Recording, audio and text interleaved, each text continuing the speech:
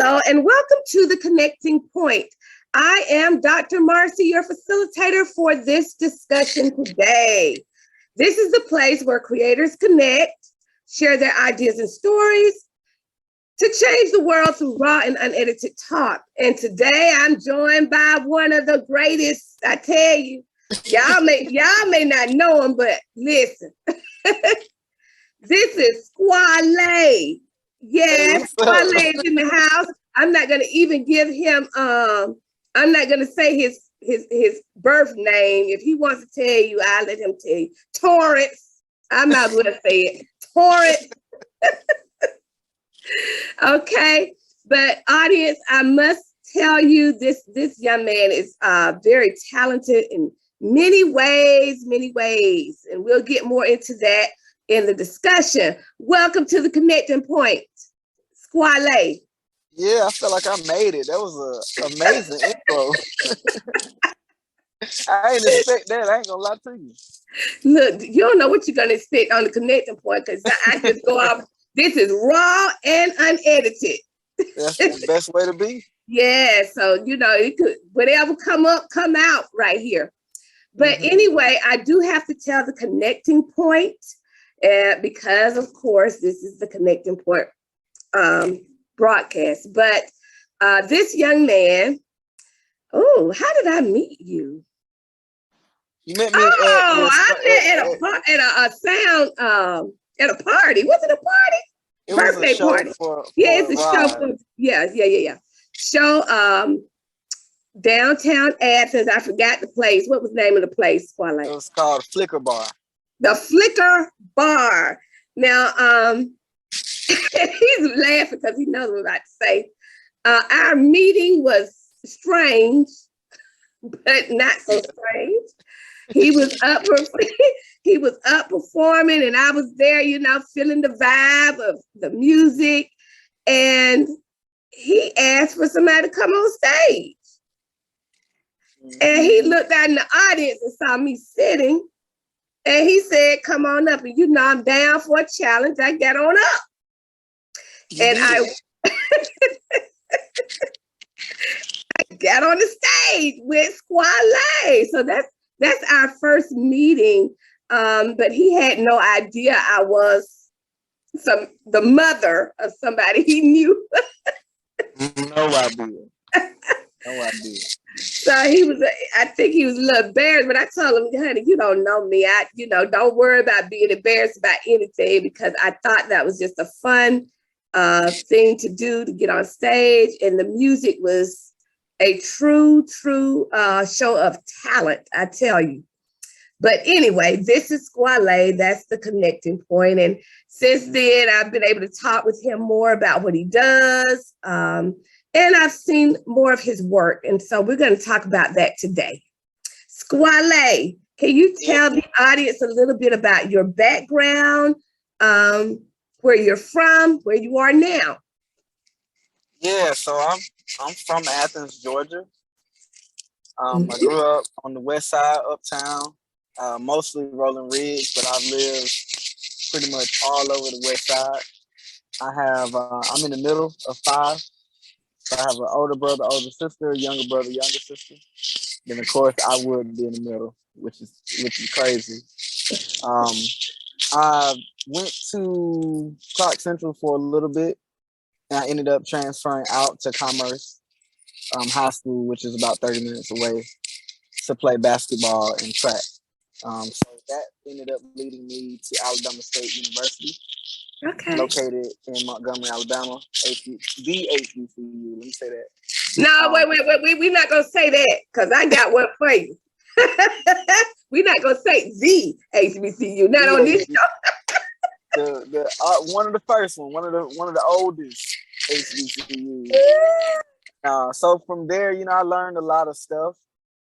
And when I got back to Athens, I had some stuff that I had picked up that I brought back, into the community.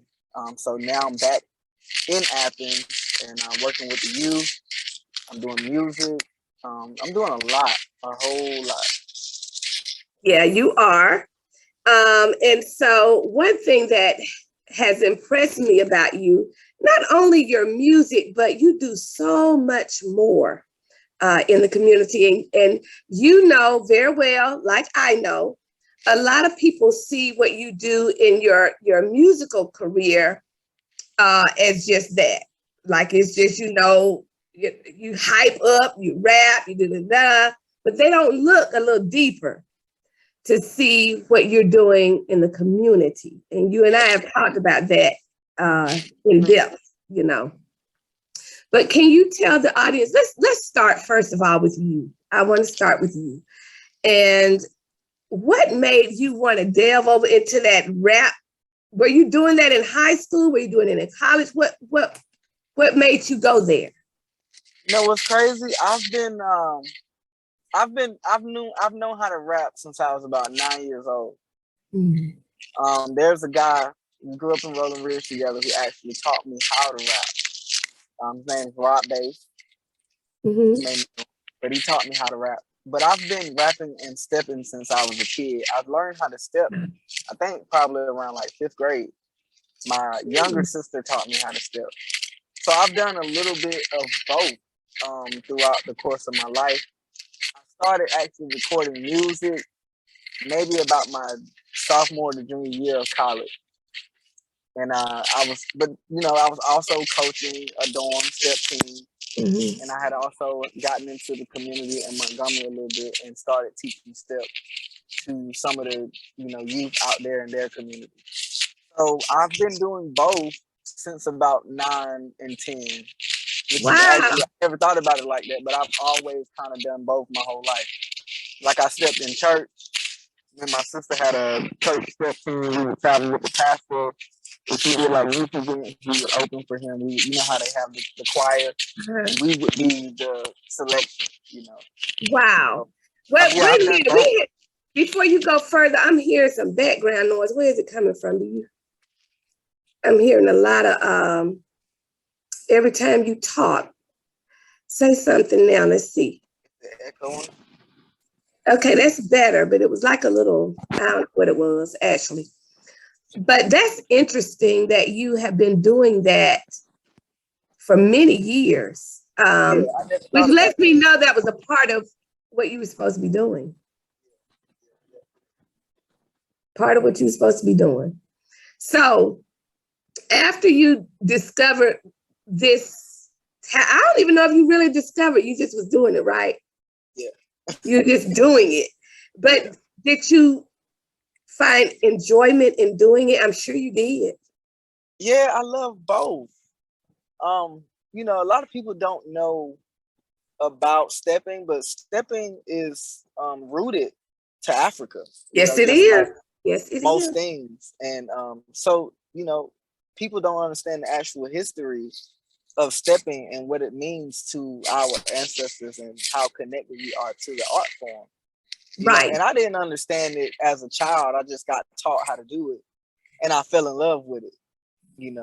So stepping is, I can say, one of those things. If I were to retire like right now, mm-hmm. I know what I would be doing for the rest of my life. I actually know, I'll be teaching step. I'll do something in the step world because I love it that much. I might love it more than music, to be honest. Really? Yeah. Well, to be honest with you, it is very musical because mm-hmm. I was teaching a unit probably around in beginning of October, and it really was body sound. And so, of course, when I'm teaching, I'm an integrationist, so I have to teach from the historical background of stepping. And it's, and so for those who don't know, after Africans were freed, supposedly, from slavery, there was some work that people did in coal mines. And I know the history now. I'm finna go there. In coal mines. And of course, the Black people, the men who were working in these mines, they were not allowed to talk to each other. Much so like Africans were treated during slavery times. not allowed to talk. And we can also relate that to drums and everything else. They use drums to talk, okay? They were taken from Africans, so they couldn't communicate. Well, being the creative Black people that we are, they found a way to communicate in the coal mines.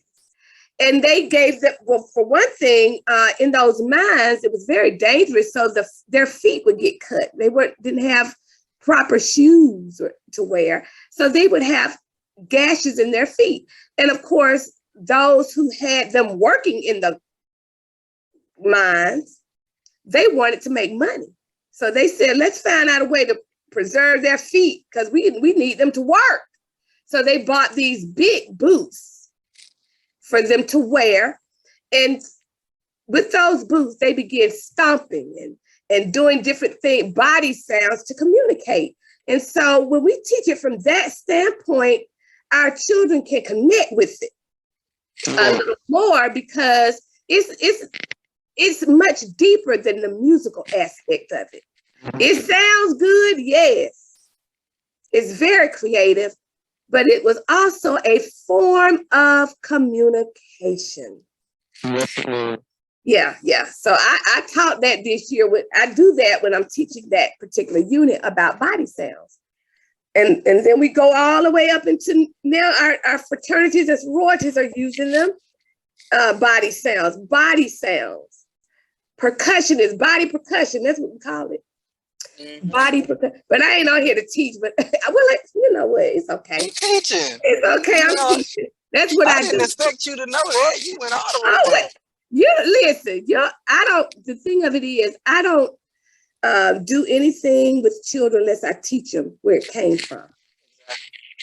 And a lot of what I teach, it comes from the rich culture of African Americans, because my demographics that I teach is mostly African American and Hispanic children. So I go there to make sure they know the rich heritage that they have.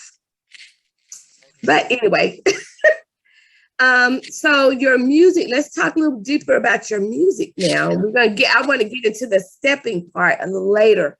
But your music, one thing that I notice about it, it really grabs your attention. When you're speaking in your music, what are you mainly focusing on? What is some artists have this thing that's a muse to them. What's your muse for creating music? You know what? If I am not connected to my lyrics, then it would be hard for others to connect. So my thing is saying things creatively to spark your mind, and also keeping it like sonically, because sometimes you can say creative stuff that goes over people's heads. Yeah. But if you can deliver it in a way to where it's simple, but it's fun and it sounds good, then you got something there. So I'm really big on context and storytelling and delivery. Yeah. Beats. I have the way that I choose beats. If I'm not grabbed in like the first 30 seconds, I don't even use that beat. So everything to me is just I go with my gut, I go with my intuition. And, I just go with it. And if it doesn't feel right on the inside to me, then I don't create it. So I feel like with that mindset going into every song, regardless of what the song is or whatever style the song is, with the intention of connecting to people, I think that's how I'm able to, make that happen. So it's a true labor of expression from you. That's put my heart and soul into this thing. Yeah, you can tell. I remember you performed at the Connecting Point party back in August. And when you got up, we just had to get up and roll with you because you made us feel a part of the whole performance. And that the delivery was stellar delivery. And one thing that I do admire about you, even at the event we went to when I first met you, and the party that you did for me, is it doesn't matter to you the crowd. No. You still do what you do.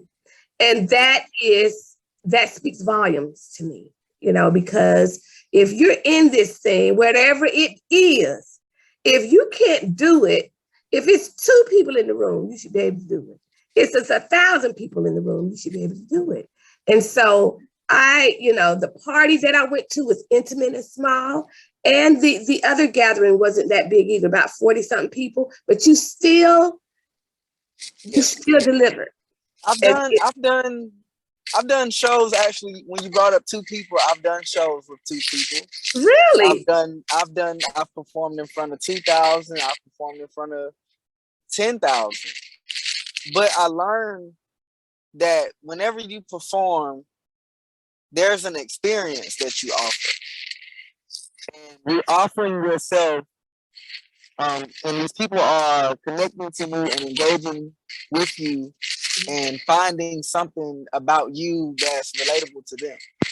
Right. And I've learned that regardless of the crowd number, everybody has an experience. So if I'm performing in front of 2 people, 10 years from now, one of those people might see me walking by and say, hey, that guy, and that's what I care about is, hey, that guy, he performed his heart out for us. Mm-hmm. So if I'm famous 5 years from now, that same person will be like, you know what? He performed just like that when I saw him. Mm-hmm. It's about the experience and about the first impression. You just never know who's there. You never know what somebody's going through. So you have to use yourself, as a vessel and just let it go, let it flow. Absolutely. And I'm going to break in here because I don't want to go further about you without showing some of your work. But we'll come back after we watch. But audience, I want you to see one of the ones I like first. I'm choosing mine first. And then we're going to watch a little clip of something else that Squalle has done, and he has many projects that are out there.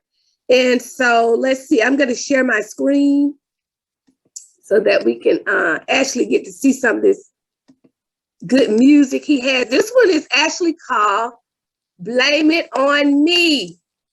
Yeah, Blame it. Favorite song. Yeah, this one I like right here. Blame It On Me. Yes.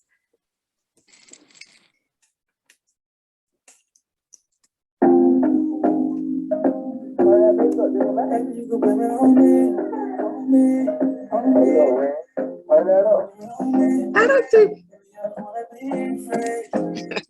I like that Caribbean Afrobeat vibe it has. Yes. Baby, you can blame it on me.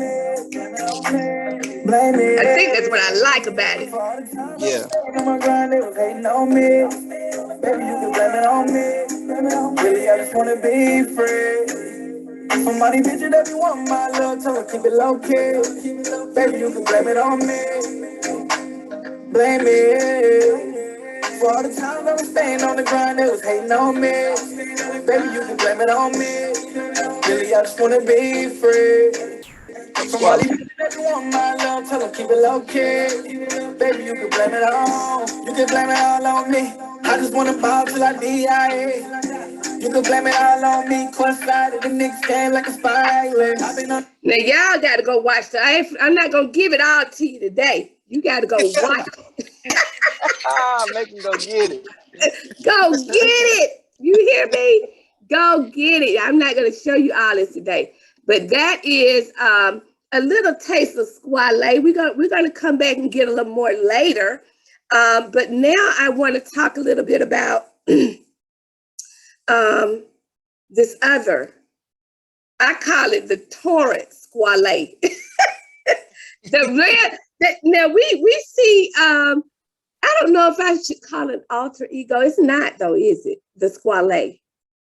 Um, Oh, it used to be, and I used to try to keep it all separate, but these kids will not allow me to keep it separate. I'm there. There, it went from Coach T to Coach Squalle. So uh-huh. yeah, they call me some of everything now. Well, audience, what he's talking about, there he has an organization, a nonprofit organization. And I don't think I can do it justice explaining it to everybody. I'm gonna let you do most of it, but I can tell the audience now that is what really grasped me about you, because I am big on people giving back to the community, and particularly the community that impacted their own lives. So when I saw you do that, I already knew what kind of person you were. Mm. Before I had to talk to you that much, I already knew, because nobody takes the time to give back in the manner that you give back. And you don't get paid for it, but we're going to talk about that in a minute. You don't really. Nobody gives at that level and not love it and not really care. So I want you to talk a little bit about this organization that I'm talking about, League of Step. Okay. Yes. And you tell the audience what this organization is, what it means to you, and the type of children that you have been able to touch and impact. Yeah. So the League of Step is a nonprofit STEP organization. We were founded in March of 2020 during the COVID time. So League of Step happened due to the fact that I couldn't perform and I couldn't go to the studio and I couldn't do anything music related. So I figured, I've been teaching STEP in the school. I had been teaching at Hillsman for about 6 years at that point, and at Cedar Shows for 4 years. And I had so many kids calling me like, Coach, I don't know what to do because school's not in. I'm bored. I'm finding myself slipping into depression. I need help. So Legal Step was always an idea that I had. But in the COVID, it was like desperate times required desperate measures. So we sat down, myself and Chantal Brown, the co-founder, and created the Legal Step. From there, we implemented things like community service because we didn't want it to be just stepping, because there are programs where it's just dance, just basketball, and just this, just that. We wanted to teach the kids not only step and, freedom of expression and creativity, teamwork and unity and all these things, but also if you're going to be in your community and ask things from your community, like support, like money, like them showing up to events, then we have to be out. We have to be outside, and we have to show the community that we're grateful for the support. So I implemented community service, and mentorship and tutoring. So not only do they learn the fundamentals of STEP, and we teach them how to take the fundamentals of STEP and apply it to their lives, apply it to their day-to-day, apply it to decision making and interaction. So the community service is us getting out and showing them why you should appreciate, why you should give back, because it's like a machine that doesn't work, if one piece is missing. Right. So we implemented that. The mentoring every Monday before we do our workouts and our training, we do fun group drills and group exercises. We've taught things on a range of financial literacy. We've taught like how to cope with stress. I've had people come in to talk about mental health, to talk about traumatic experiences. A lot of these kids deal with traumatic stuff, just like I did. So at the core, the legal step is to help your expression, to help your confidence, and to just help you grow in yourself. Our main motto is like, be your best self. using step to step forward. Take these things that we teach you and apply it to your dreams and your goals. We're doing that, and we're leading by the example as well. Making positive steps in life. I'm telling you, the League of Steps. I love it to death because a lot of these kids are like how I was in middle school. If I can be transparent, my mom was on drugs, bad, alcoholic, still, current. No father around. I was a bit of a nuisance. I was in trouble. I was in the streets. I was fighting. I was anything you can name. I was doing it because I didn't have guidance. And I was hanging out with the wrong people because I didn't have nobody to say, yo, those are the wrong people. And this could happen if you keep doing that. There was nothing for me there. There was a guy used to come to our neighborhood and take us to Lake Park every now and again. I remember him, Mr. Benny. I wish I could find him.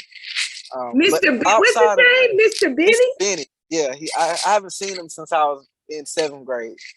He used to pick us up from Rolling Ridge and take us to Lake Park.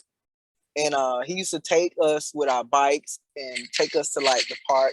Just stuff that we would never do growing up in the hood.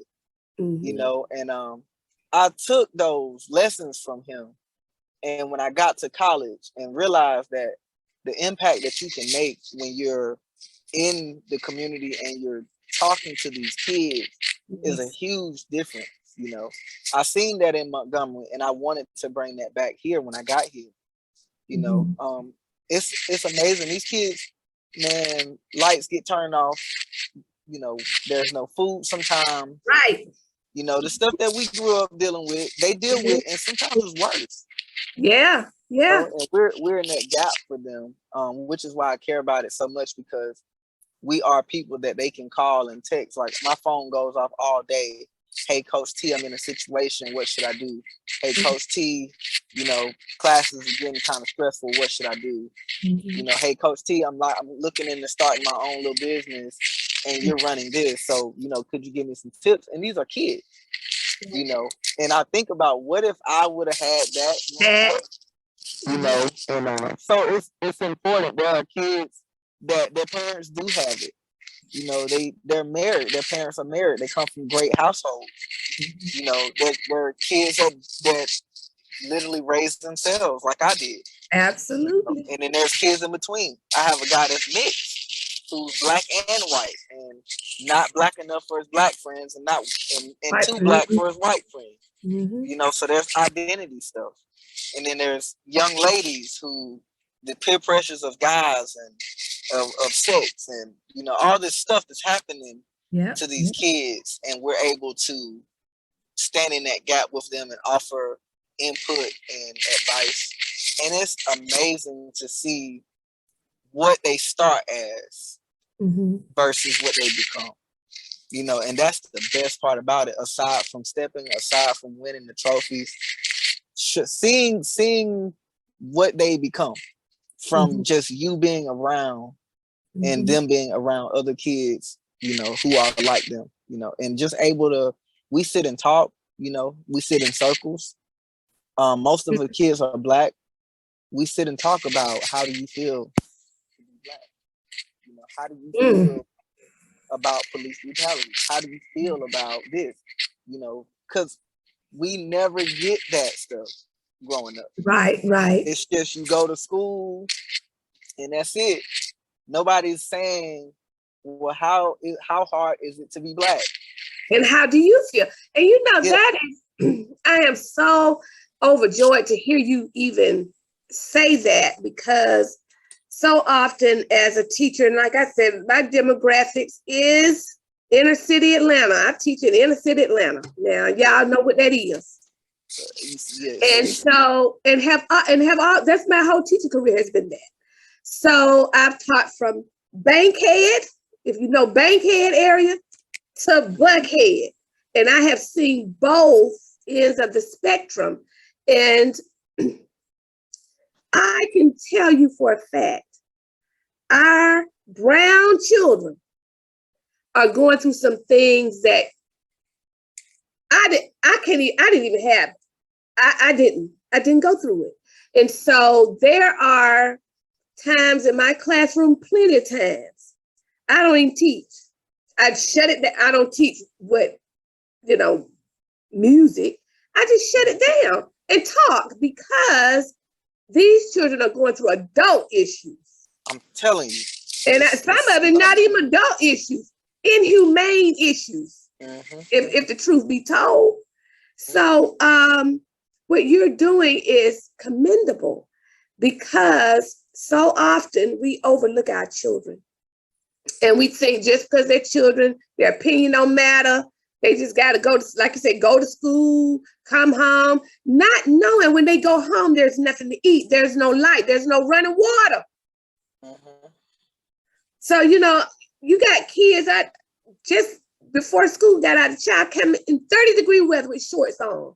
I already know. I said, listen, you dress yourself this morning. Yes, ma'am. You dress yourself.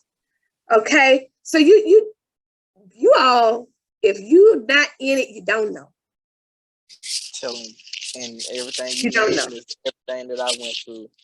So that's why it's so deep for me. Yeah. Because I went through it. And, when I'm talking to them, I can say, hey, my lights used to be off all the time. Hey, we used to have to warm up water, in the teaching them how to survive. We used to have to do a lot of stuff. I used to go to the grocery store and steal food because we didn't have to. So it's real. It's real. It's real. It is so real. You just talking about having to go to the store and steal food. I had a student to tell me that one day. We were talking and she said, she raised her hand. She said, is it bad if somebody go in the store and take something? And my thing was, that's stealing. That's what I said first. And then she said, what if you're hungry? I had to shut up. Yeah, because... And I had to deal with after class, I had to deal with that, getting that child something to eat. It's real. It's real. It's real. Very real. And it's sad. Yeah. Because the school system, which I'm speaking for Athens, I can't speak for nowhere else, but most of the teachers are white. And they don't understand this stuff because they themselves 9 times out of 10 didn't have to go through this stuff. So the kid that you're sending to ISS because they have an attitude is probably a kid that didn't get sleep because they was trying not to get touched at night. Or they were having to raise their brother and sister. You know what I'm saying? It's a bunch of stuff that the Black child, even Hispanic children, it's a bunch of stuff that happens after school. And this is what, it was a book written about it, Miseducation of a Negro. They don't teach you how to deal with what happens after school. And what happens when you go to a school and you can't relate to your teacher because they're opposite. What happens when you don't have no one to talk to and you're going home to all these traumatic experiences and you're coming to school and you're expected to learn and exceed, and when you don't, it's like, because you're Black, you can't. Right. It bothers my soul. It really does. It bothers my soul. And I didn't understand it until I got older and realized that, I went through the same thing. Nobody can relate to, a mom on drugs and alcohol, that's missing for 2 weeks at a time. And you got I'm just a bad child with an attitude. I'm just a child who don't have no home training. Well, no, I don't. Right. You know, because I don't have a home. So it's heavy. It's really heavy. So what? I need to move my car. Okay. And while you're moving your car, I'm going to show some videos of these young people and what Torrance is doing with them. so the audience can get an idea of what you're doing. So let me get to that.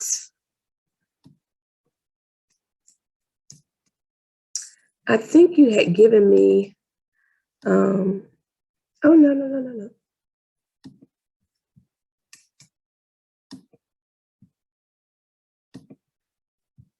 Let's see if I can get to it.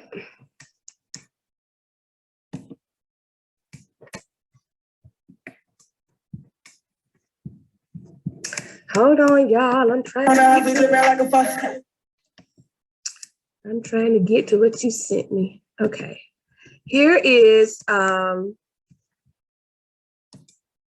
young people, League of Step, performing. Squalle, you can tell us where this is when I get us up here on share.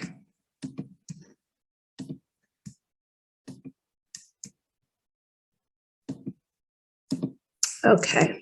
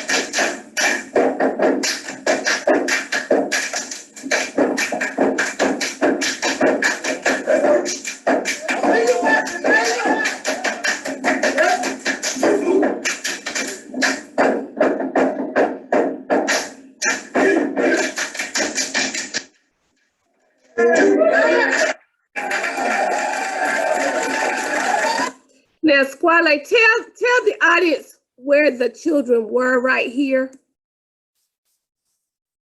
I can't. Can you hear me? Okay, I can hear you now. We were at my church, New Beginnings Worship Center in Commerce, Georgia. Okay. My pastor asked for me to, that was their first service after COVID, so they had been doing everything virtual. Mm-hmm. That was their first in-person service, and he asked for us to come, and we did it, and they gave us a $700 check after that. I didn't even expect it. Wow. My pastor, his name's Rashad White. He's from Commerce, Georgia. Wow. Yeah, he's a great guy. Great guy. He looked out for me a lot in high school. Yes. You never know. You never know. It was only right to do that. Now, where are they right here? Okay, so this event, we were asked by the United States Army to participate in a step show for Black History Month because there was a guy who went to a HBCU who was a lieutenant, and he was trying to show the military step because a lot of the discipline in stepping, they kind of have it in military too. And he wanted to show the military population, the military community, what stepping was. And we were one of the 3 teams that he asked to do it. So we drove up to Smyrna to do this in a warehouse, and they had it set up with lights. It was televised on military TV. So the whole military actually was able to see this live. Wow. Yeah. So let's check this out.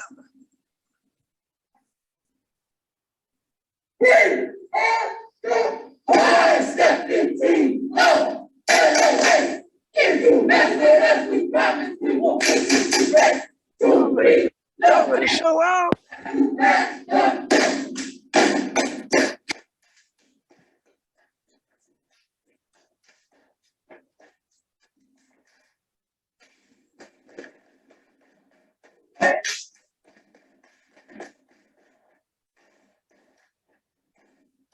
Look at my babies.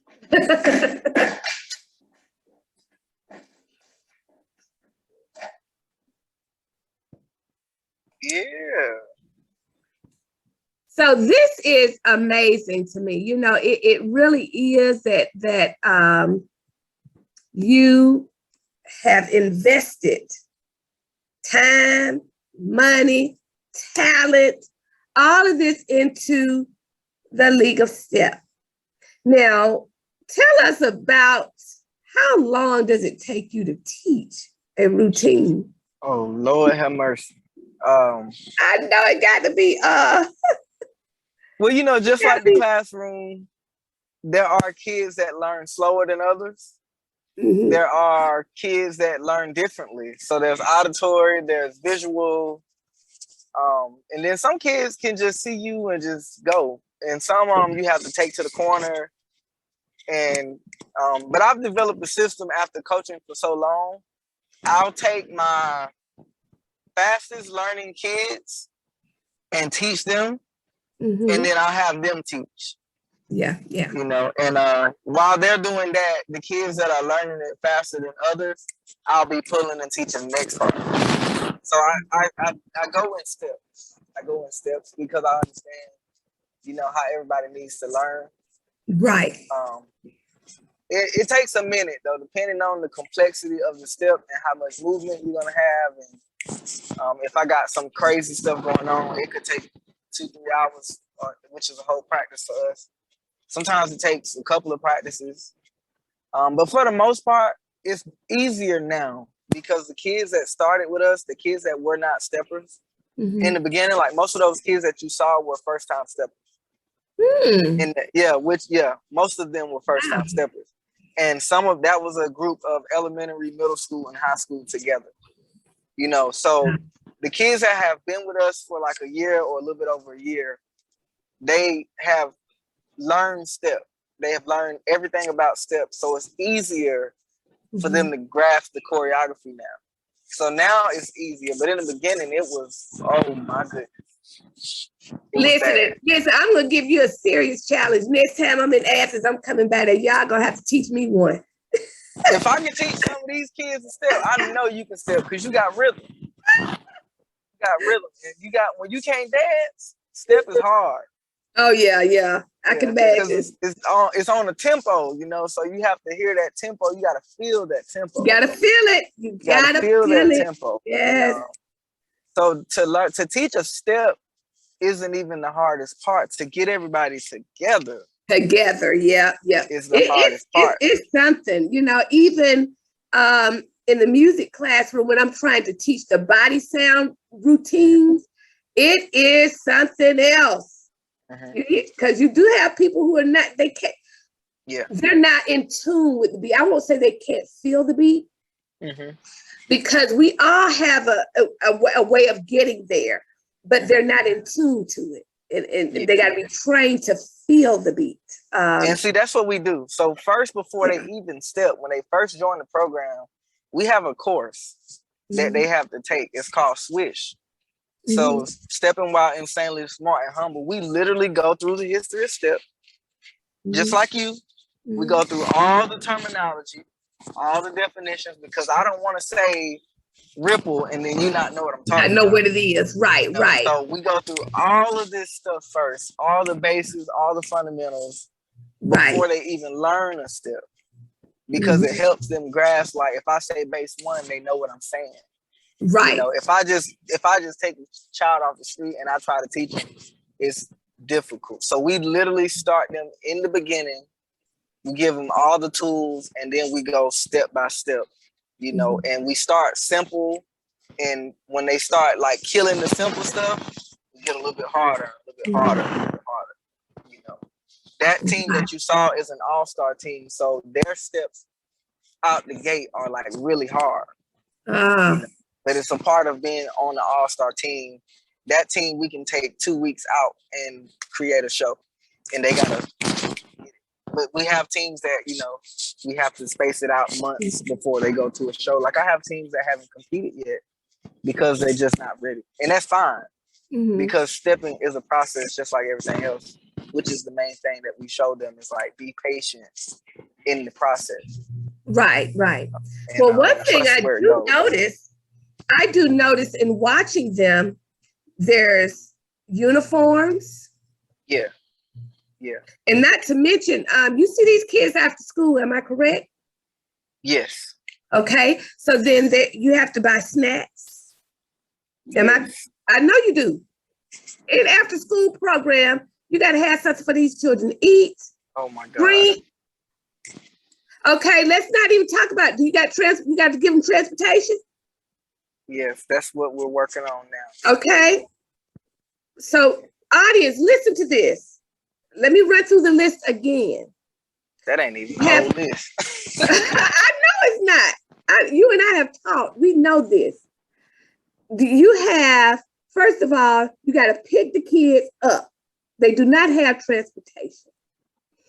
I have learned from Squalle that he's had to use his personal vehicle after he gets off work to go pick up some of the children who might even live in the next town over.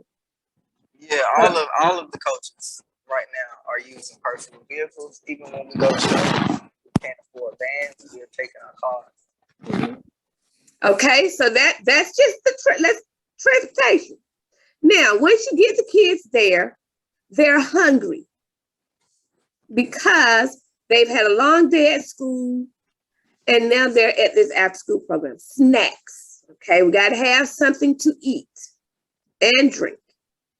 Now, when they go out and perform, they don't just go looking willy-nilly. They got to look good.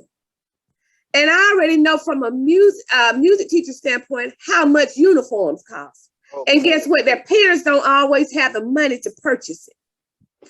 So we could just go down that short list. I'm sure you have many other things.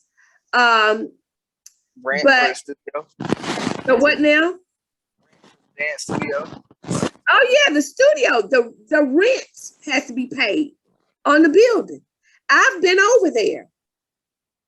I've seen the building myself. So the rent has to be paid. The water, the electric bill. Now, with all that being said, it is still difficult for organizations like this one to get any type of support. And I am one of the reasons, yes, I did want Torrance to come on here and talk about the music, the wonderful things that he's doing in the community, but I also want to address the need for financial support, okay? And his organization, like many others who are trying to help children, doing the right thing, that these people could be doing anything else with their time and money and talent, trying to do the right thing, and it's difficult to get the support that they need. And so I am going to be an advocate for this team, and I'm praying that someone feels his heart and mine and will begin to support them financially. You know, let's just be real. Financial support is needed. It could be $2, $3, $5, $10. We don't turn them down any money, but try to help where we are needed. Okay, we want to support you in any way that we can. I've already told you, I will support you, hands down, period.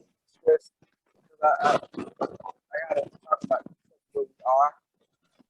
I think people associate Squalle, how my stuff looks, and I think they assume that this money goes to me, and it doesn't. And it doesn't, right? I've taken not 1 cent from this organization. Everything that we get goes towards the kids and towards the business. That's it. Like I haven't been able to pay staff. Everything they do is voluntary. You know, there's occasions where I can pay for dinners when we go to shows, and you know, I can help with gas and stuff like that. But our staff and myself, we do not use any of the expenses for our personal gain. A lot of what we do comes out of our pocket. And it's very stressful. So we do need help, but I have to tell y'all that we don't. are very honest people who have a heart for the kids, and everything that you do financially goes towards that. Absolutely. And so with that being said, can you please tell the audience how they can give? Even if you, let's say this, even if you want to send a donation of food, snacks. Send it, Lord. If you're a seamstress and you know how to make clothes, go down there and measure those children and make their outfits. It's all kinds of ways to help. All kinds of ways to use your gifts, your talents to help other people. And even if you want to lend time, like if you have a skill that you would like to teach the youth, hit me up and I'll have you come down and we can do a workshop or something, so it's more than just money. Yeah. So just think about that, audience, those who bless will be blessed. It's the truth. Those who bless will be blessed. It's coming back to you. And when you sow it, it comes back more than what you sowed. So just remember that when you're helping other people, period. So Squalle, tell the audience how they can give. Okay. One way is going through the website. So www.leagueofstep.org. When you go to the home page, it'll say donate. Once you click that button, our PayPal, our Cash App will pop up and you can send there. We have Venmo, PayPal, Cash App. Everything is League of Step. The L is capital and the S in Step is capital. And then if you would like to send a check, you can make it out to the League of Step.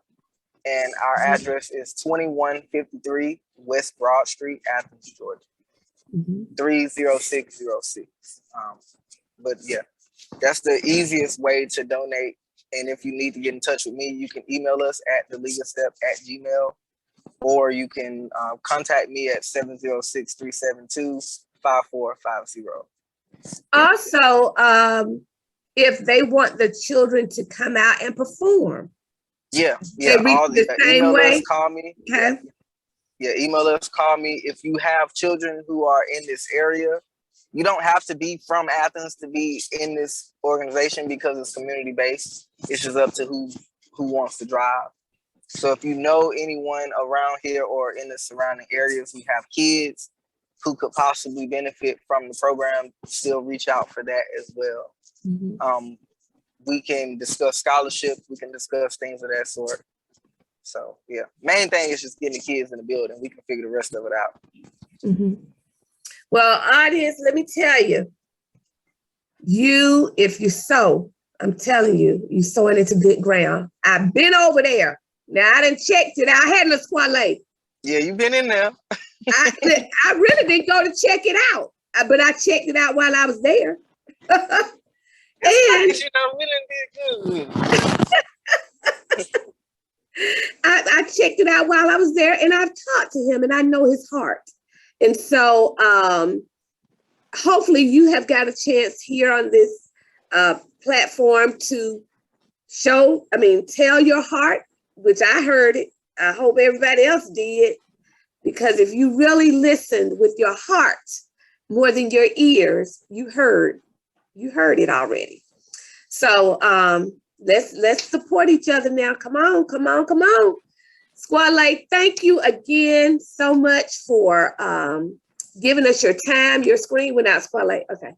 Giving us your time and sharing your heart with us about these kids. I can't hear you. You're muted. Hello? Squalle? Yeah. Okay, I can hear you now. So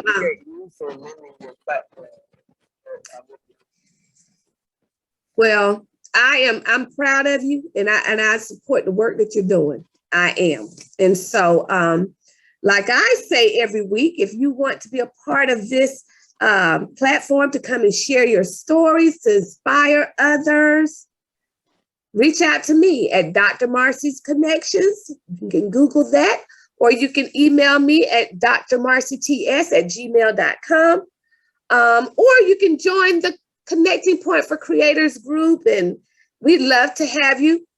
Squalle is a part of the group as well. It's just a group of creators, a community of creators there, supporting each other, promoting each other, and just being an encouraging community for creators. And we are all creators.